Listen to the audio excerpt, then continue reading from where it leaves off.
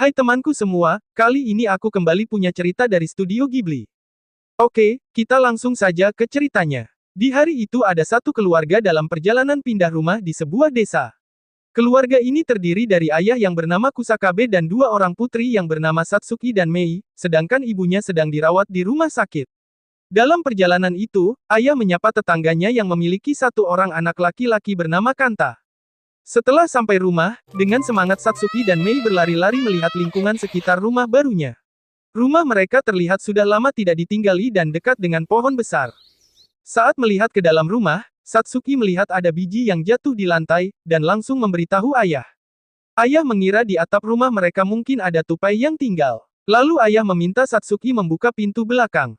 Dengan senang hati Satsuki dan Mei membuka pintu, tapi terlihat ada makhluk hitam kecil sangat banyak dengan cepat pergi menghilang.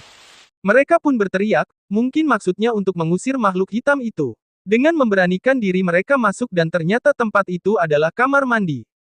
Ketika ayah datang, Satsuki segera memberitahu apa yang dilihatnya. Ayah pun segera mengecek isi bak mandi yang kosong tanpa ada sesuatu apapun. Ayah memberitahu bahwa yang mereka lihat hanyalah debu hitam sambil ayah membuka jendela. Lalu ayah memberi tebakan di mana letak tangga menuju lantai atas dan juga memberi tugas untuk membuka jendelanya. Satsuki dan Mei segera berlari masuk ke rumah untuk mencarinya. Akhirnya Satsuki melihat sebuah pintu dan saat membukanya terlihat tangga menuju lantai atas, tapi lantai atas itu sangatlah gelap. Tiba-tiba ada sebuah biji jatuh. Satsuki dan Mei memberanikan diri untuk naik. Saat di atas mereka berhenti sejenak, dan kembali mereka berteriak, lalu Satsuki segera berlari membuka jendela. Saat itu Mei tidak sengaja melihat ada makhluk hitam masuk dalam celah kecil di dinding, Mei pun memperhatikan celah itu sambil berdiam diri. Sedangkan Satsuki sedang memberitahu ayah ada yang aneh di sini. Ayah menjawab sambil membawa lemari besar berkata itu adalah hal seru dan sewaktu kecil ayahnya bercita-cita ingin tinggal di rumah hantu. Tapi tiba-tiba Satsuki mendengar suara benda jatuh. Satsuki segera turun untuk melihat ayah. Mei tetap berdiri di depan dinding dan melihat ada yang bergerak di celah dinding. Mei mulai mendekati dinding dan memasukkan tangannya ke dalam celah, seketika itu keluarlah makhluk-makhluk kecil berwarna hitam menuju atap rumah. Tapi, ada satu makhluk yang turun ke bawah dan ditangkap oleh Mei.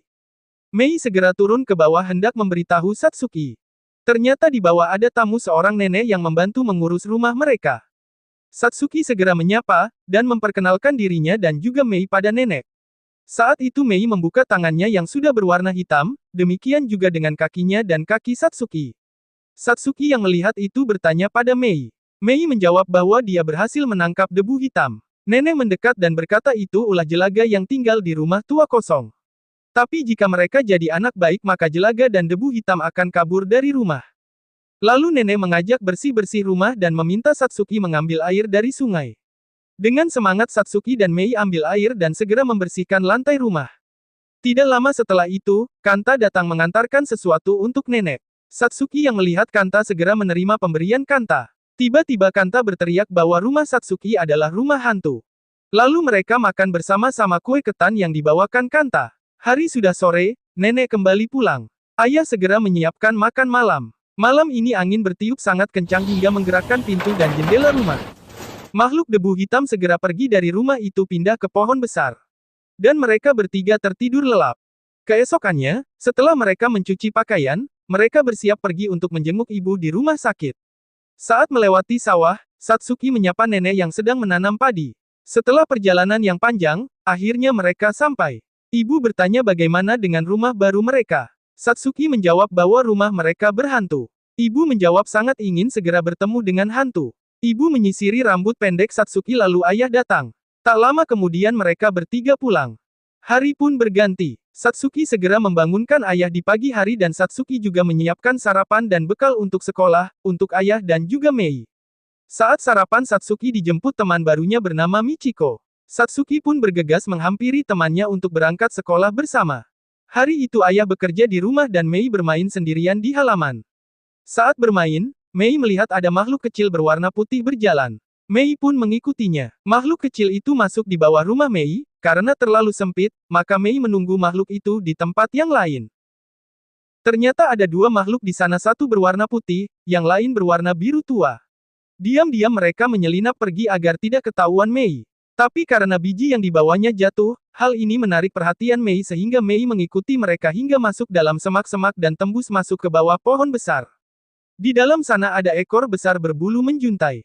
Mei mencoba menyentuhnya dan ekor itu bergerak, karena Mei sangat senang maka dia melompat ke ekor itu, membuat pemilik ekor mengalihkan badan. Mei pun sekarang berada di atas badan makhluk besar berbulu dengan mulut yang sangat besar juga. Makhluk itu tidur dan kini dia mencoba membuka matanya dan melihat Mei. Mei pun memberinya nama Totoro. Mei pun mengusap hidung Totoro dan Totoro kembali tertidur, demikian juga dengan Mei tidur di atas badan Totoro. Satsuki akhirnya pulang sekolah dan mencari Mei. Satsuki memanggil-manggil Mei tapi Mei tidak ada di sana. Ayah juga ikut mencari Mei. Lalu Satsuki berkeliling dan melihat topi Mei di depan semak-semak. Satsuki memberitahu ayah dan segera masuk, lalu melihat Mei sedang tidur di sana. Satsuki segera membangunkan Mei. Saat bangun, Mei mencari Totoro, Satsuki menjadi bingung. Mei pun menjelaskan Totoro punya badan dan mulut yang sangat besar seperti yang ada di buku. Tapi juga ada yang kecil 2 ekor. Lalu ayah datang ikut masuk dalam semak. Satsuki berkata bahwa Mei bertemu Totoro di situ. Mei pun menunjukkan jalan, tapi mereka keluar lagi di belakang rumah. Satsuki jadi bingung, Mei pun akhirnya masuk lagi ke dalam semak-semak tapi tetap keluar tidak jauh dari tempat Satsuki dan ayah berdiri. Satsuki dan ayah menertawai Mei. Mei mulai marah karena dia merasa tidak berbohong telah bertemu Totoro. Ayah pun mendatangi Mei dan berkata Mei sangat beruntung karena bertemu dengan Dewa Hutan tapi belum tentu akan bertemu kembali. Lalu ayah menggendong Mei dan mengajak bersama-sama pergi berdoa di dalam hutan. Mereka pun berjalan masuk dalam hutan yang ada pohon kampar sangat besar. Dengan semangat Mei teringat di bawah pohon besar itu Mei bertemu Totoro, lalu berlari menghampiri pohon tapi ternyata lubang di pohon sudah menghilang. Ayah berkata kalau beruntung kalian pasti akan bertemu lagi. Lalu ayah mengajak berdoa. Setelah itu, ayah mengajak balapan untuk sampai rumah dan makan siang. Malamnya Satsuki menulis surat untuk ibu menceritakan Mei bertemu Totoro. Besoknya, sebelum Satsuki sekolah, dia menitipkan Mei pada nenek karena hari itu ayah harus pergi bekerja di kantor. Saat belajar di sekolah, tiba-tiba Satsuki melihat di jendela ada Mei bersama nenek datang di gerbang sekolah. Satsuki meminta izin pada guru untuk menemui Mei. Mei sangat ingin bersama Satsuki. Satsuki terpaksa kembali pada guru mengizinkan Mei di kelas, guru mengizinkannya dan hal itu membuat Mei sangat senang duduk di sebelah Satsuki sambil menggambar Totoro. Jam pulang sekolah tiba, Mei dan Satsuki cepat-cepat pulang ke rumah karena akan turun hujan. Di tengah jalan hujan pun semakin deras dan mereka harus berlari tapi Mei terjatuh dan mereka berteduh di kuil kecil Dewa Bumi. Tidak lama, Kanta lewat berjalan membawa payung. Tapi, Kanta berhenti dan memberikan payung pada Satsuki dan Kanta segera berlari sampai rumah. Satsuki sedikit bingung membawa payung pulang ke rumah bersama Mei. Setelah mereka makan siang, Satsuki berniat menjemput ayah di halte karena ayah tidak membawa payung.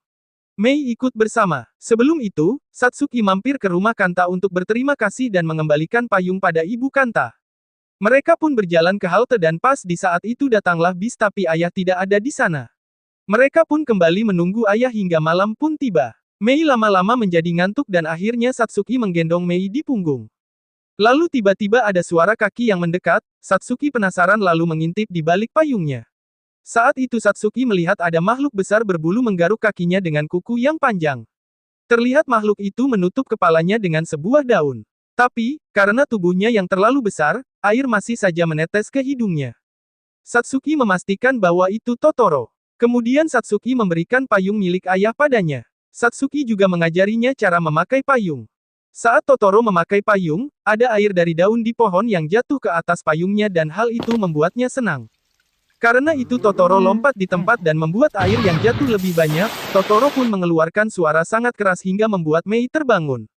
Saat itu juga, datanglah bis berbentuk kucing berkaki 12 menjemput Totoro. Pintu bis terbuka dan Totoro memberikan bungkusan kecil dengan senyuman dan diterima oleh Mei. Kemudian Totoro naik ke atas bis dan bis berangkat dengan kecepatan tinggi. Beberapa saat kemudian, bis datang dan ayah turun dari bis itu.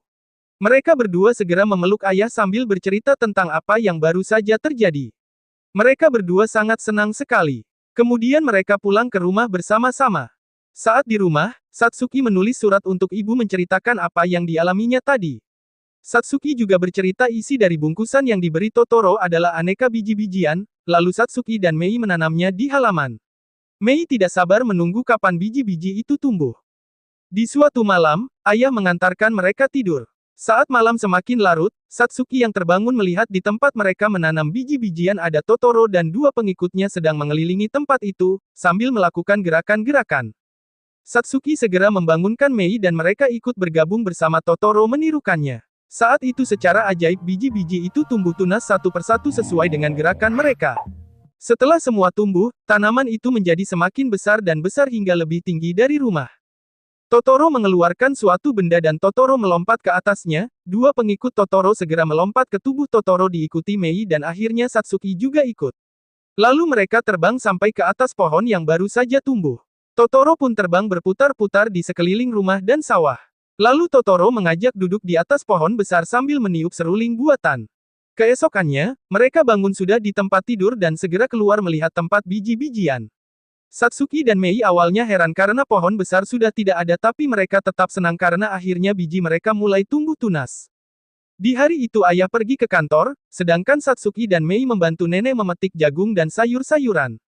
Saat nenek mencuci sayur-sayuran dan mereka beristirahat di bawah pohon, Kanta datang membawakan surat telegram yang ditujukan pada ayah Satsuki.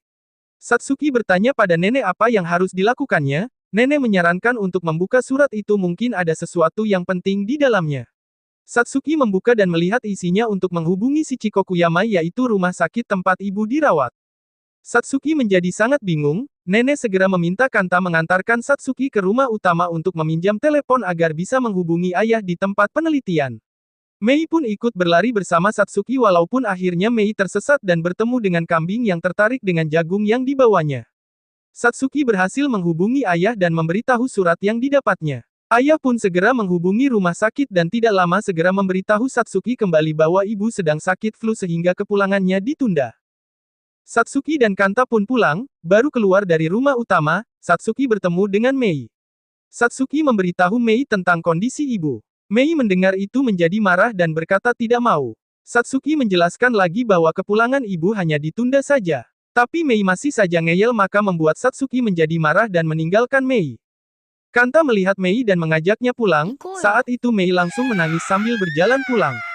Di rumah, Satsuki dan Mei tidur-tiduran karena mengkhawatirkan ibu. Nenek pun datang membantu mengambilkan jemuran. Lalu nenek mencuci beras dan Satsuki membantu untuk memompa air tapi Satsuki hanya diam saja. Satsuki berkata bahwa dia sangat khawatir akan keadaan ibu takut jika ibu akan meninggal dan Satsuki pun menangis. Nenek segera menghiburnya. Mei yang melihat Satsuki tiba-tiba segera berlari keluar rumah. Dalam beberapa saat Satsuki dan nenek baru menyadari kepergian Mei dan segera mencarinya. Satsuki pun mengira bahwa Mei menuju rumah sakit. Nenek pun bingung karena jarak ke rumah sakit adalah 3 jam bila ditempuh orang dewasa. Mendengar itu, Satsuki segera berlari mencari Mei.